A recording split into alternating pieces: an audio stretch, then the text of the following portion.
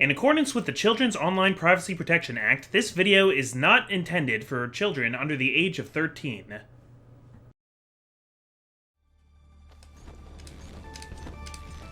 And as promised, Oscar is going to 4-star this this challenge room up here. Yeah. Ow. Well, that's a good start. well, get that out of the way now. Get the cheap hits out of the way now. It's been like 2 weeks though since last time we played, so we might, be a little rusty. I don't remember the exact layout of this place, but we had 3 stars. We want to try for 4 stars. Right. All right, here it goes. So while Oscar Bad start. while Oscar feels this out here, I am the Comic Foil. I'm the Green Scorpion. And you are watching episode 18 of Dust and Elysian Tale. We are very, very close to the end of everything now. Yeah. Story-wise, so I think what we want to do is for a little while do, like, bonus objectives, maybe find the other caged-up friends. Yeah, I think you need to, like, aerial dust... The idea is the aerial dust storm. Oh, yeah, that's right. Alright. Yeah, it's gonna take me a little bit to get, Oh, that's actually a lot simpler than I remember. It's a very short one. Alright. Yeah, this is gonna take me a couple of tries. But I think I can do it. Just gotta have a good start first. Yep. Alright, I'm gonna see if I can... So I guess the trick is not to... Yeah, if you can get that cycle right there. Ah, dang it. It's okay, it's okay. So, better on time, even though you still lose points for taking a hit. Dang it. No, I know the... I messed up there. The wall climbing in this game, like, takes a bit of getting used to compared to other games. Yeah. It's a little bit loose. I'm not saying it's bad, It's not so just... much loose. There's not a lot of control with it. Yeah. Okay, I see now. Okay, I think I got the pattern now. For any of you guys who don't know much about speedruns, Can I actually... I'm actually gonna exit and try it again. Okay. That was weak. Yeah, you can actually leave the zone. Okay, let's try this again. The Cerulean Trials. So yeah, in a... That thing's not gonna fall asleep, by the way, right? Oh, my computer. Yeah, I opened the one... Yeah, I'll keep an eye on it. If it ever wants to open my one background program, that will actually keep it awake. Don't know why that hasn't opened yet. Technical issues. But yeah, in speedrunning, there's a concept called cycles. Whenever you have something that, like, moves in a pattern, like these fire streams here, you know, they move on a cycle. So one cycle of that is a complete rotation of that fire wheel. So you need to plan your routes around the cycles. If you move too slow, you risk missing a cycle, and that's a whole nother however many seconds it takes for that fire bead to move out of the way. Well, it doesn't matter now because we got it. Yep. Woo! Now that was a simple one. Alright, so we now have 100% of the Glade finished, including the Cerulean Trial. Mm-hmm. So, up to you where we go next. Well, I suppose that for this episode, we can just keep on going to the different areas and seeing what we can accomplish from there. Like, we basically... I wouldn't be surprised if we basically had a bunch of cuts this episode. Just going to the different places and exploring what we need to. Yeah, that'd be fine. Especially now that we have the new we got the boost double ability jump. with We can, yeah. Okay, I can just go between the double jump and the like jumping off of airstreams. There's a lot available to us now. Mm-hmm.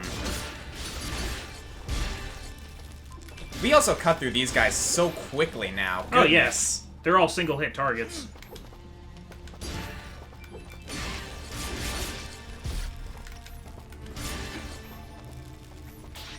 So how's it been, man? You know, not so bad. Well, we got everything at Guillen's farm. Guillen's farm is done. Soaring Meadow. Let's see. I think we can go in order. We haven't gotten everything in Aurora Village. I think part of that is because we don't have that one, yeah, quest done. I might do that quest here. Wait, don't do the Snoman Caverns yet, though, because I think we should go to the Blackmore Mountains first, so that we can find the place where we pick up snow. That's right! And then we can just take that to Mudpot. Okay. So, should we go to the Blackmore Mountains first? Sure. Alright, let's go. We'll start at the bottom. A very nice place to start. Yeah, I had a where better to start than at the beginning? I had a business trip this week. Uh-huh. So I thought that was going to interrupt my release schedule, but I managed to get things out on time anyway. What was the business trip for? They were sending me for training for work. I went to a class for hot mix asphalt standards and practices. It was a lot of stuff I already knew, and the stuff I didn't already knew was stuff that didn't really have anything to do with my job. But, you know, it's another point of accreditation for me. That's true. You can never know too many skills. My job is not very interesting to talk about. Well, it's basically just that kind of, like, work that is, like, this is the stuff that no one notices about things. Yeah, when it comes to, like, the job. It's, yeah, running tests and doing quality assurance on asphalt and stuff that goes into roads. And cement and all that kind of stuff. Alright, so there's a treasure in here. Goodness. Some people in the comments were very impressed with you getting up to that one area. In, you know, what by some definitions is a sequence break. Hello? Oh, what is pixel this? Door. I'm guessing that leads to another friend, because look how pixely it is. What the? Oh, nice. Oh my goodness. Jump. Okay, can you go through that door then? Oh, I know who this is gonna be.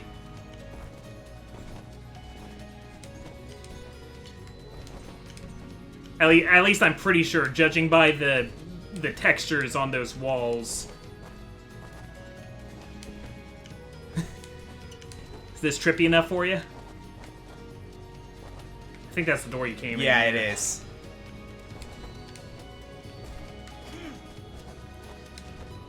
Oh, I see. Okay, and then jump, go to your right. There you go. Oh, that's cool. Yeah, it's like a full area map, just cut into 9 squares and rearranged. That is trippy.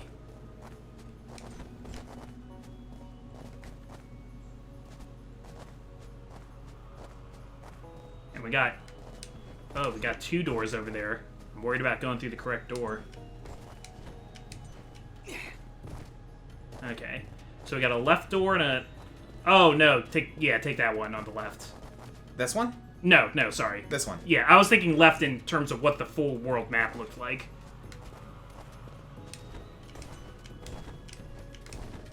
Huh. I like how it all even, like, pixelizes dust and fidget a little bit.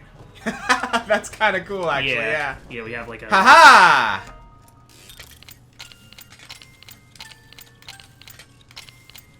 So is this gonna be Gomez? Yeah, there he is! Hey! Hi, Gomez! Oh, he looks funny not pixelized. He looks like a little Michelin man. That was really cool, actually. Okay. So yeah, go back through that door. And then go through this one to get out of here, yeah, possibly. so go to the right, walk, and there you go. Would have been nice if there was like a quick exit at the end of all this. Unless there was one and I just didn't notice it. Yeah, this is really testing your spatial awareness. Have you ever played Fez? I have not played Fez. I like it a lot. That is a game I have 100% completed. Really? Yeah. It's just like a big, you know, minimum story, just a really big puzzle world. Mm-hmm. That's definitely something I feel like we'll be able to bring up a lot in this episode is, what are these games and, like, where do these characters come from? Because I imagine we're going to be finding quite a few of these friends. Apparently there's like, I think someone in the comments said there's like 12 of them? I think 12, yeah. And I guess 2 of them aren't actually video game characters. Are they not? Or, I forget what they said about them.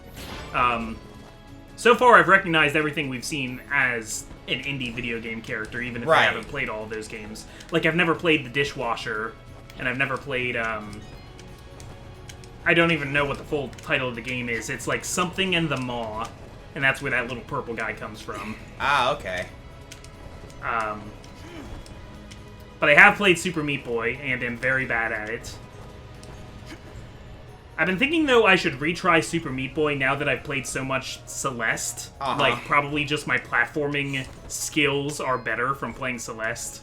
Yeah, the thing about Celeste is, you have a lot more ability to control yourself in that game, whereas in, okay, there's a treasure here, but I think I can come back for that later. Yeah, there's also a treasure over. There's 2 treasures to the right and up. Do you, by chance, watch the YouTuber Snoman Gaming?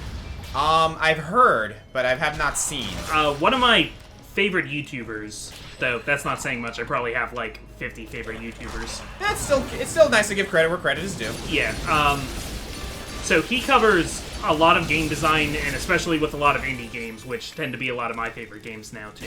Right. But he just put out his top 10 video games of the decade. Really? That was, like, kind of in his opinion, but also keeping in mind things like a cultural significance and stuff like that. Right. And Celeste was his number, like, 6, I think. Wow. It was like 70% indie games. That's quite a claim. But then again, it's like, I counted Celeste among my top 20, if I recall correctly. Something like that. Which, it's still up there, definitely. Like, I love that game to death. But what was really funny about it was I'm worried I'm gonna give away his whole list and then people won't want to watch the video. Go watch the video because his descriptions are just, like, so insightful. But he listed Celeste, and then right above Celeste was Hollow Knight, and I was like, huh, that's funny, because that was the same order you had on your top 50. Yeah. You had Celeste, and then you had Hollow Knight just above it. Okay, there's something else here. I think it might be this way. But he talks about a similar thing that I really liked about Celeste, not just that it's, like, a super hard, like, rage game, but that it also... how it's all about, like, motivating and inspiring the player to keep going. Right. And in that sense, it's easier because it's not like how Super Meat Boy kind of... I don't know. Almost, like, chides you. It's something with the... There's something with these torches, dude. They are very suspicious looking. Oh! You know what? I know what that pyre is. What? That's where we got the... This is where we got the double jump ability, and that's where it was. Oh, we fought those like ice crystal caster things here. Right. And then we got the ability whatever off treasure that. is still here, it's somewhere else. What about up there?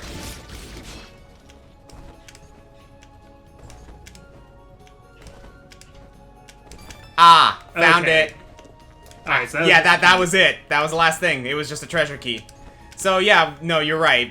That place that we were at was where we got the double jump, so that was my bad. It does look conspicuous though, and it's easy to forget like where you've been. That's a place where we got that's why I really wish this map system was a little more intuitive when it comes to like where we've explored and what we haven't yet. I've started to understand things about it though, like the circles and stuff. People explained to us what the deal with that was. Yeah, I am glad we figured that out, or at least we got help figuring that out. Okay, so if you use...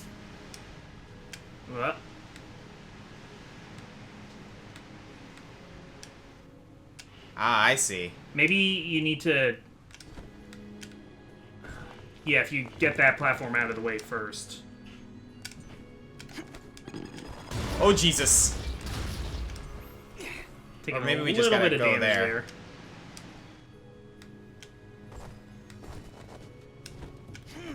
We got that one. there's still another one here somewhere. Oh, Maybe to the right, where that platform was? Ah! Oh. Well, my bad. Give us a moment, guys. That's nice of it to throw you all the way back over here. Oh, it's that key. Wow, really? Okay. Okay, well, I guess we'll have to go back to... Oh, wait, there's a teleporter down there. I can use that.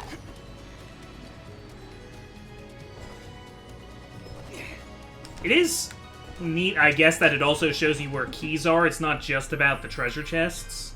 Right. But it does mean that a lot of times you think you're about to get something and it's just another key.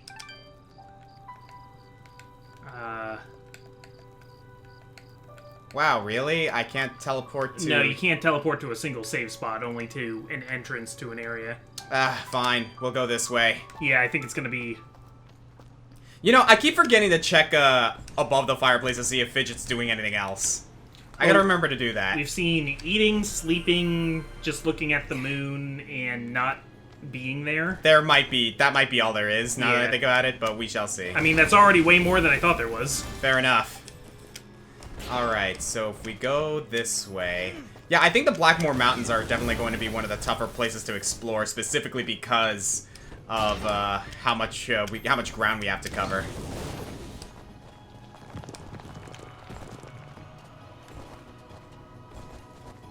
Aha! So there's two of them down here. Goodness, we are leveling up so fast! We are just going to completely destroy the final boss. What is that? Uh, Well, first of all, let's take care of the skill gem. it looked like a ring. Master Ring of the Broken. Ring signifying the close bond between master and servant. Oh, it's a straight downgrade, honestly. Yeah, might have been more exciting earlier, but... At least we're finding a use for all these keys now. And lots of treasure. Alright, so that takes care of this area. Yep, that's all the treasure in this area. So, next up. So you got one above you and one to the left. I think go to the left first. Ah, yes, the Buffaloid.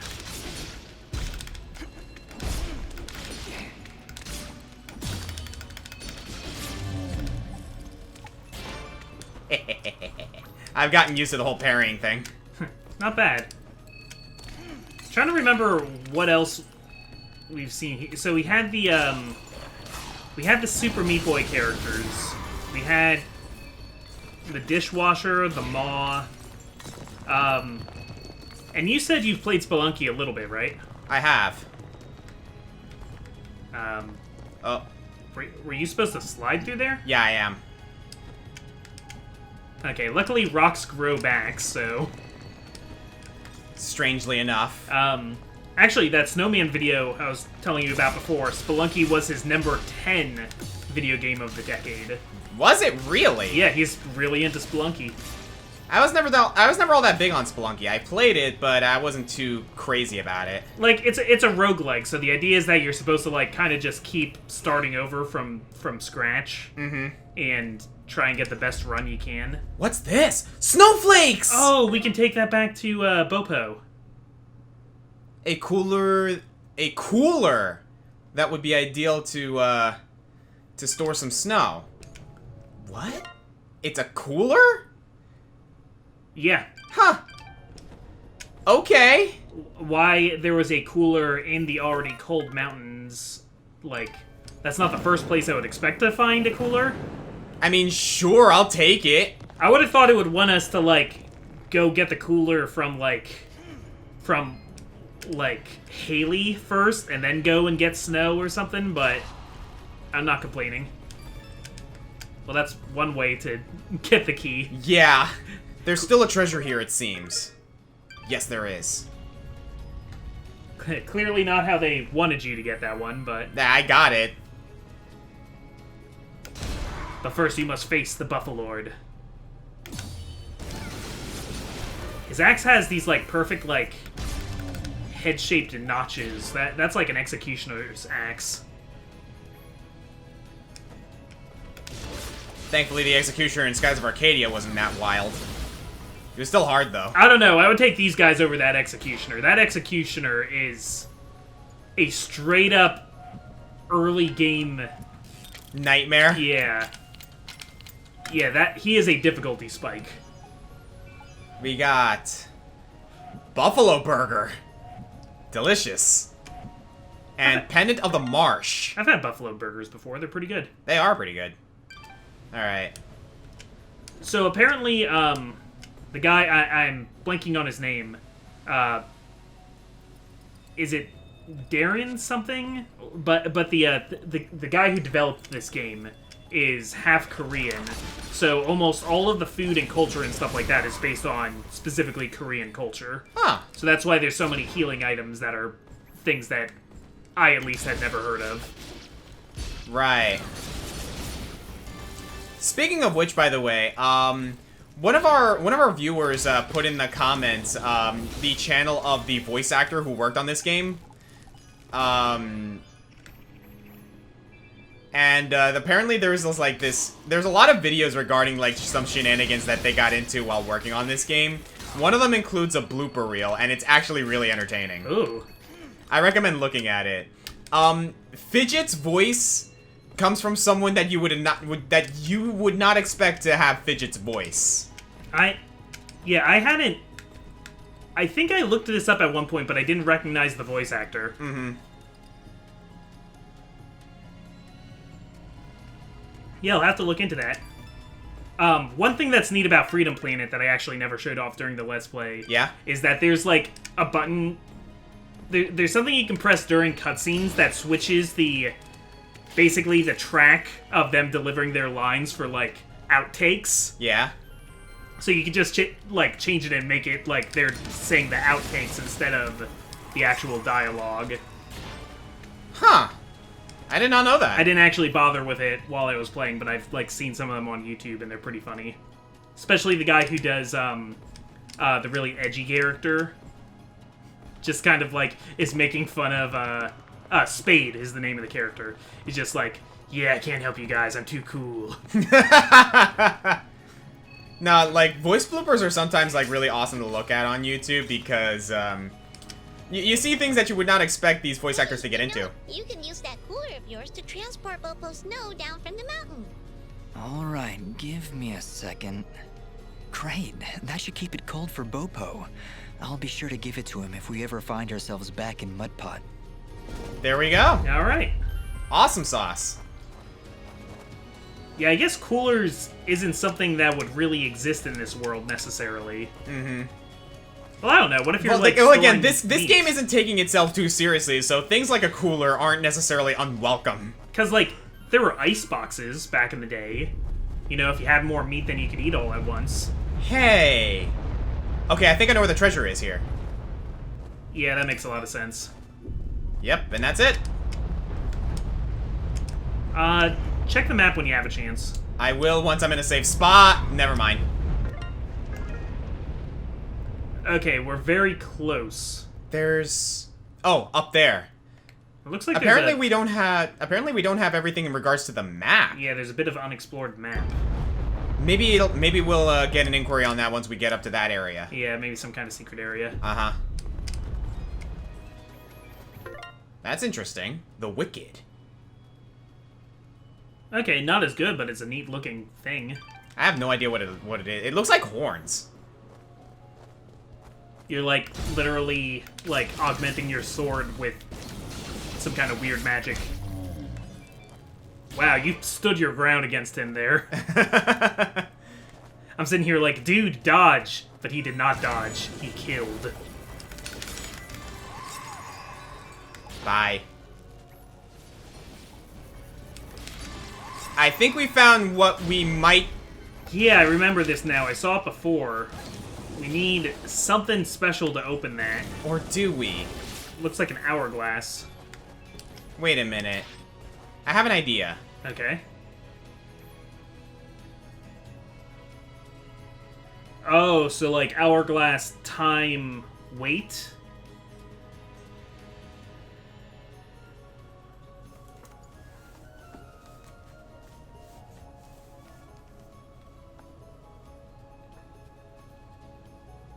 It's another chance to enjoy this music.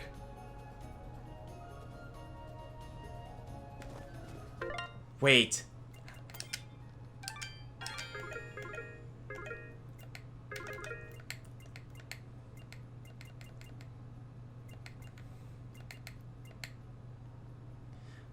The words can barely be made out, but they seem to say, travel far to the north away from this place. In the highest peaks of the Blackmore Mountains, await the soul carrying a red crystal. Dude, red crystal. Leaning next to an inconspicuous wall. This is a Castlevania reference! Oh my god, it is a Castlevania reference! We need a red gem! Okay, we don't have one yet, do we? I don't think we do! Go to items and go to, like, key items. You're right, though, it's Simon's Quest. It's totally Simon's Quest. Yeah, that's the red moss. I think we need to wait until we have the, like, red, like, whatever gem. But does that mean that we might find it up there? Like that area where that teleporter is? I think this is going to be one of those things for, like, it's like the resonant gems, you know? That's what I was thinking. Do we have to wait here for a few seconds? It shouldn't take that long.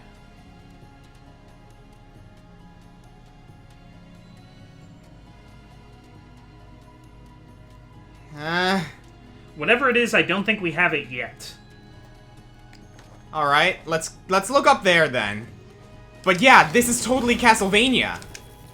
Wow, they did a Simon's Quest reference! That's pretty good. I'm impressed not just that they did the reference, but like how kind of covert the reference is.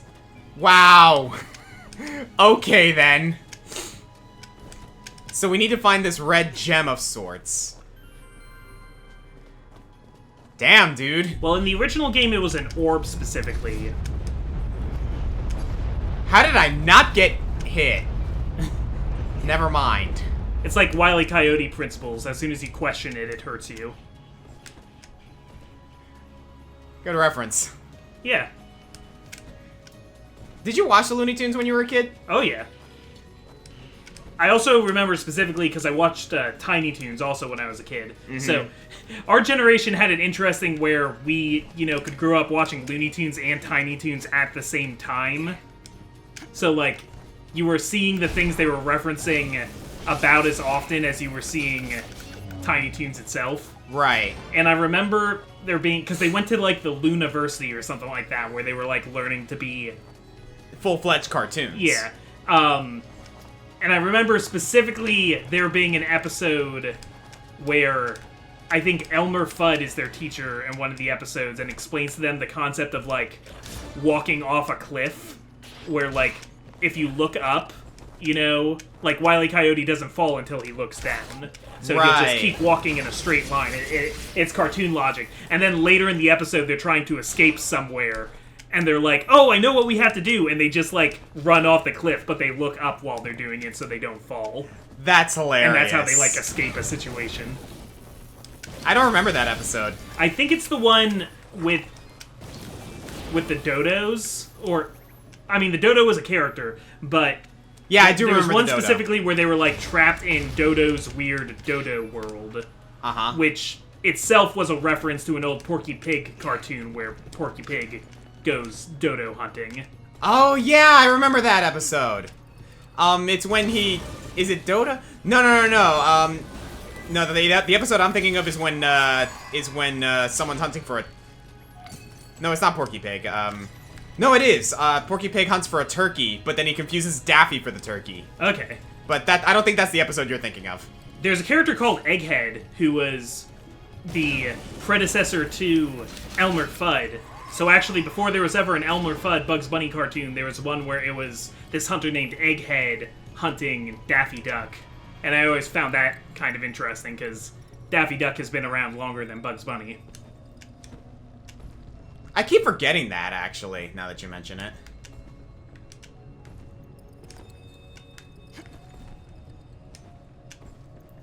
Oh, man. The history of cartoons, man. Have you ever watched Popeye the Sailorman? Oh, yeah. Man, that was old school. Well, and we have Popeye in a weird way to thank for Shigeru Miyamoto's influence to make Mario. That's true. Because he really wanted, when they were like, okay, what kind of game should we make? Didn't he really wanted to Nintendo? make a Popeye game. Yeah, didn't Nintendo originally make a Popeye game? They did eventually, but before they did, Miyamoto wanted to make a Popeye game, and at the time they didn't have the rights. Later they would get the rights and make an actual one, but they didn't have the rights at the time. That's so right. He basically took his concept of Popeye chasing Bluto up a construction site to save olive oil and turned it into Jumpman chasing Donkey Kong to get Pauline. Holy smoke! Yeah, so, and if you look at the original, like, art that would be on the arcade cabinet of the original Donkey Kong, yeah. The way they draw Mario, or Jumpman, if you prefer, he, like, is making this kind of, like, face, and he's all squinted up, and he kind of looks Popeye-like. He does, now that you mention it, yeah. Yeah, because, you know, Miyamoto was using the same archetypes, because he originally saw it as a Popeye game. It's actually kind of crazy, how certain, like, a lot of people in Nintendo get a lot of these influences from the places you'd least expect. So, okay, at the time of this video, Terry Bogard has been released for King of Fighters. Yeah. Or not, from King of Fighters has been released for Smash Brothers, right? There were a lot of comments going on. A lot of people weren't happy about it. A lot of people weren't happy about it. This guy. But then, like, a little bit of history. Not a lot of people know this about Smash Brothers, but they have Capcom vs. SNK to thank for Miyamoto being inspired to make Smash Brothers. Yeah, at least partially. Because here's the thing. Not Miyamoto, Sakurai. Sakurai. Sakurai, like, if the Direct wasn't any indication, Sakurai is a gigantic SNK fan. Like, he adores SNK. Sorry, just a small tangent from your story, but I just want to say, that Direct, they did not need 45 minutes to explain Terry Bogard and everything in this update. They could have done it in a much shorter time, but the entire Direct was just worth it to see how happy Sakurai was. Oh my god, to talk he about was so SNK. happy. He was so happy to finally have Terry Bogard in Smash Brothers. Like, I was like, man, for everything you've done for the Smash community, Sakurai, you take as much time as you want. Yeah, he earned that one. But the thing is, like, Sakurai, there was a point in time where Sakurai, like, say what you will about the guy, the dude knows fighting games. Yeah, he grew up on that stuff. He grew up on them. He knows Mountain Gear. He knows fighting games. Like, he knows them in and out. He knows how to play them. He's, like, the dude is really, really good at fighting games. The story starts when he was playing, I believe it was Fatal Fury, I think, on, at an arcade in Japan, right? Yeah. The thing is, like, during the first part of that video,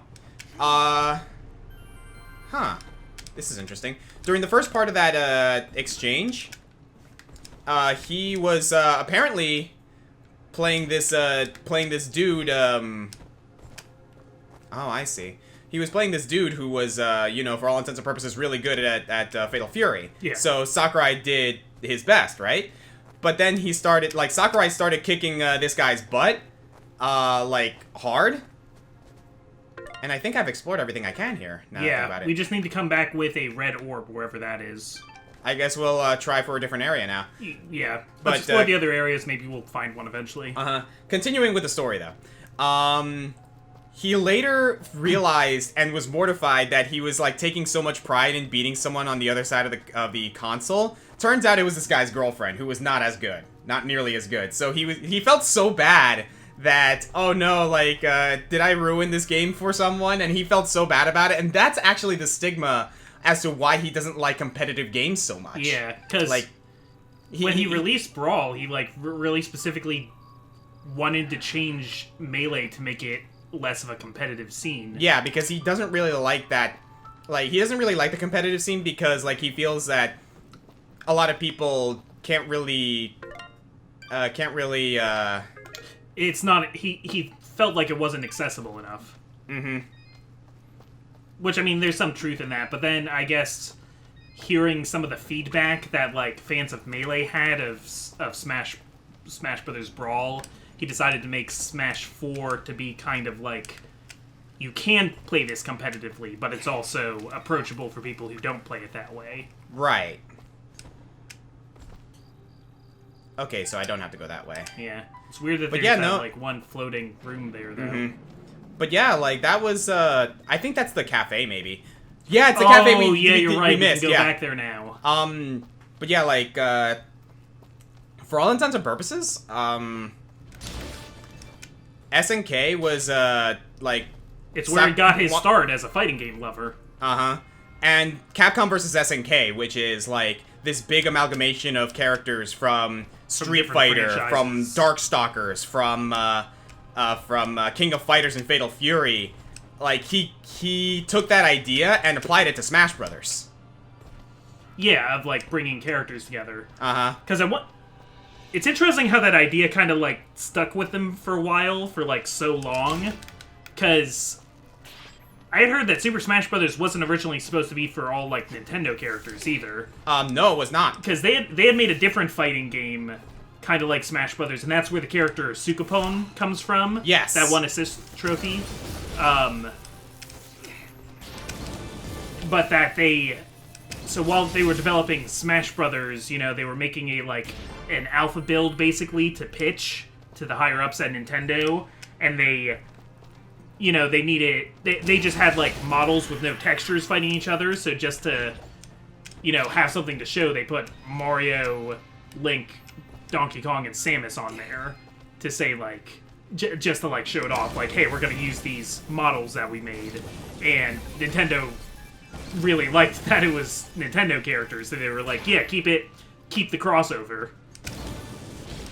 And thus one of the greatest series ever. One of the came to greatest fruition. non-traditional fighting games. So, any predictions for our last Fighter Pass? I have none, to be honest. Which- It's so which- up in the air at this point. Which it turns out isn't even going to be the last character. Yeah. Oh my. Yeah, like, of course it's not going to be the last character. I mean, do they like money? They are raking it in right now. Does Nintendo like money? Of course they're not going to stop making characters. Come on. I honestly, I can't even predict anymore. I did not think Terry Bogard was coming. Yeah. But yeah, that's the main thing. It's like a lot of people, like, were... Like, a lot of people... And to those people who say, but he hasn't been in a game, like, for so long. Well, first of all, Game & Watch and Ice Climbers would like a word with you. Yeah. Second of all, the latest installment that Terry Bogard was in was... Fighting EX Layer, which came out this past year. Yeah, I think relevance helps. Relevance certainly helps, yeah. But it's not like where the heck has Banjo-Kazooie been, you know? The last game they were in really was Nuts and Bolts in 2008, or whenever that was. Oh, I remember you. A lot of people are saying Ow. Doom Guy or Doom Slayer. I wouldn't mind Doom Guy, to be Yeah, I'd be honest. fine with that. That wouldn't be my pick, but it People would be people cool. already know that my greatest wish is Shantae. But a lot of people are saying that she doesn't really have a chance in this pack in particular because of the fact that she's an assist, not assist trophy, she's a spirit. So if that were the now case... that they're saying there's going to be more after the Fighters Pass, fine, maybe Shantae has a chance. I would love Shantae, and I just didn't think she had a chance. Now I'm like, okay, maybe she does. Yeah. If we're talking about a character that doesn't have any connection in Smash Brothers so far, Ring of Patience. If we're talking about a character who doesn't have any representation in Smash Brothers in any way, shape, or form whatsoever, then I do have my choice that I would love to see. Professor Layton. Professor Layton would be really cool. I think Professor Layton would be an excellent choice. There's no easy path. I'd say go there. Yeah, so we can get that one in the down bottom. there, and then And then I'll make my way up north. Yeah. I think the Sorrowing Meadow will be the last place I explore because we are running low on time here. And then we'll let you cover the others. okay. But I'm thinking Doom Guy might be a big enough... Because I'm trying to think, like, what character has enough pull or would feel like a big enough deal to finish off the Fighter's Pass and have as much hype as, like, Joker and Banjo and Kazooie, yeah, because that's the thing. Like, and how much hype they're Dragon not- Quest has in Japan. they're not gonna save the last slot for someone expected, Yeah. or like It's they're not. gonna be It's like, not going to be Bandana D. Exactly. Like I would love Bandana D. To me, that would be enough hype. But in general, that is not a big enough hype pick. yeah, because like For slot 5. Reggie Fils-Aimé has mentioned. Wow. That's it. Reggie Fils-Aimé mentioned during the reveal of Joker is that, like, all of the characters are going to be like that. Characters that you do not expect to see in Smash Brothers. Yeah. Like, And Sakurai has said before about how he wants to keep incorporating new franchises, like ones that have not been connected to Smash Brothers yet. yeah, like, say what you will about Joker. Like, yeah, he doesn't really have any representation in Nintendo aside from, like, the Shadow of Labyrinth game. Yeah, like Persona Q, whatever. Like, Cloud has an even weaker connection, like, all things considered. Cloud, you have the Theater Rhythm games, and you have... Chain of Memories, technically. Yeah. Square, listen. They're making you look bad. Give Nintendo more Final Fantasy songs. Dude, to put in like, Smash Brothers. oh my god, that's so funny. So many people made the meme of the fact that, like, SNK has 50 songs. I love the fact, I love how Sakurai described it. It's like, we just sent them a request of, like, the songs that we would like to see in the game, and, we weren't expecting to get them all, and they were like, hey, can we get these 50? Here are the songs that we would like to request. Are any one of them enough to get in the game? And they were like, yes. Have all of them. Yes, basically. There are songs from Metal Slug. There are more songs from Metal Slug in Smash Ultimate than there are from Final Fantasy. There are more songs from Samurai Showdown. Yeah. How did this happen? You have an actual Final Fantasy character in the game. And all he has is 2 songs, a stage, and that's about it. Yeah. Which, I mean, to be fair, the Midgar stage is pretty awesome. The Midgar stage is great, but again, You got like, all we the gotta summons and stuff showing up. We gotta remind ourselves that, oh man, this area again. We gotta remind ourselves that that's really just... It's from Smash 4. It's already been established in Smash 4, Yeah, it's and not they like had they good... added anything for Ultimate. Exactly. I get the feeling that, like, when they got Cloud in Smash Brothers, you know, they added him in for Smash 4. That was the agreement they made. And I don't think Square Enix wanted Cloud to particularly be in future Smash games. But then with Ultimate, they were saying, like, oh, we're trying to bring back every single character. Can we have Cloud? And I think Square was kind of like, fine.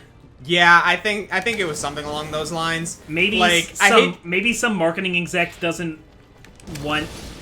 I don't know, maybe it has something to do with, like, how they see the release of the Final Fantasy VII Remake. It's going to be tragically clear that, like, Sakurai mentioned that, like, they're not going to be able to bring over any other, like, bring about a Smash game that goes to this degree to include so many different franchises. Yeah, well, whenever we get Smash Brothers 6, or whatever you want to call it. Yeah, I can almost, like, I'm pretty damn sure that we are not going to get Cloud again. Yeah.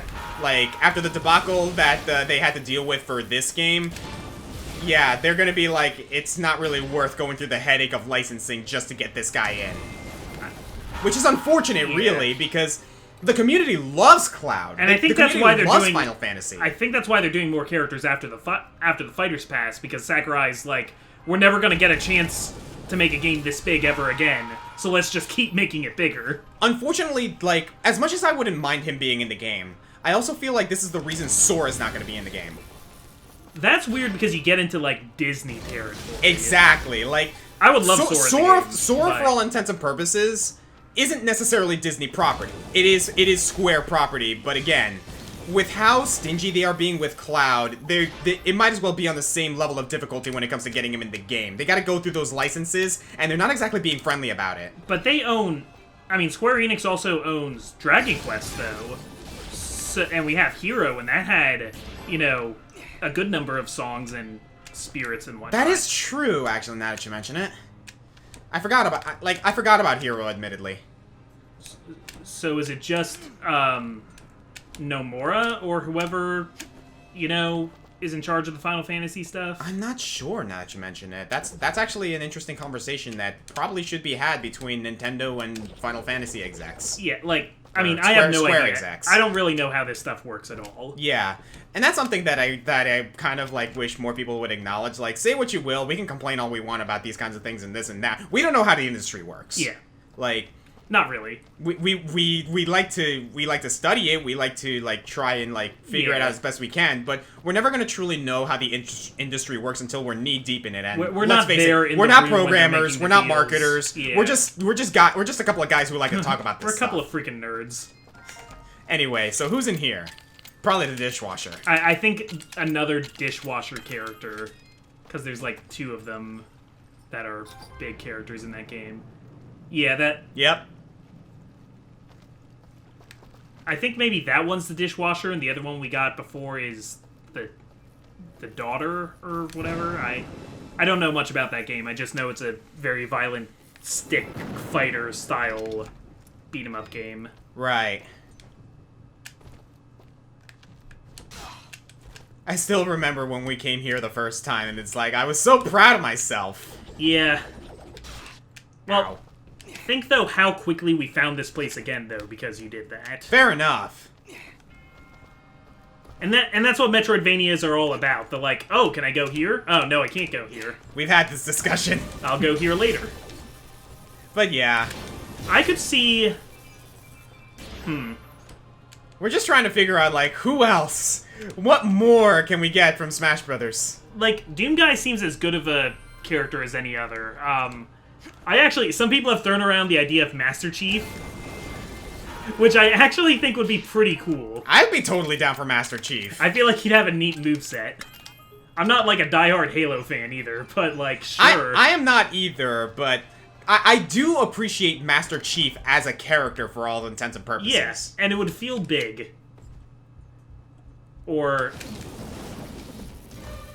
I'm wondering about Crash Bandicoot, because it would be really big to have, like, that franchise included because of its history. Especially because of the fact that we have characters like Banjo now. Yeah, Crash himself, I don't know how excited I am to play as Crash, but it would be really cool just to have that universe incorporated. He would have the moveset too. Like, he's got the classic spin, he's got the bazooka, he could do something with Aku Aku. Like, Spyro sounds like a more fun character to play, but Crash is, like, the bigger name. I will, cards on the table, I would prefer Spyro over Crash, personally. I'm more of a Crash fan, personally. Like, I know more about the Crash games than I do the Spyro games. Yeah, I'm a Crash fan, too. I'm just thinking of, like, how I feel like they play in Smash Bros. Exactly. From a purely fighting game, or from a purely Super Smash Brothers standpoint.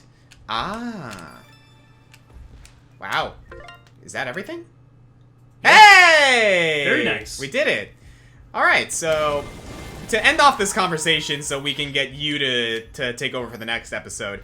I love Crash more than I love Spyro, but I think Spyro would fit a lot better in the realm of Smash Brothers because of what he can bring to the table. Yeah, I think you can make a great character out of Crash too. It just doesn't sound as exciting. They made a great character out of characters like Game & Watch. Okay, I'm pretty sure they could. Yeah, they figure it out. Sky's the limit with these people at this point. Like, they've proven that they can take any character and pretty much just give it a fresh coat of paint when it comes to like, what they can do in the realm of a fighting game. That being said, I've heard arguments, particularly by Mock Rock, that they should really do away with Ganondorf's status as a clone and just give him a new moveset. I mean, because for all intents and purposes, he's a clone of Ganondorf still, or not? He's a clone of Captain Falcon still. They've moved him away from that though. I don't know how I feel about that because I just like how Dorf plays so much now. I do too. Like, the thing is, I agree. In Melee, I was like actually kind of insulted that he was a Captain Falcon clone, but he's kind of morphed into a thing of his own. I would be totally fine either way, quite frankly. But yeah, I can totally understand why Ganondorf would very much be welcome. Because he's got the sword now, he's got the Ganon side moves. Okay, I'm sorry. I cannot express this enough. What happened to Ganon side? They took away my Ganon side. That's true, it's not the same, but... It's not the same. You still at least have the, like, him, like, lifting somebody up and blowing them up. Ooh. Well, there's the head again, so I guess this is another Spelunky character?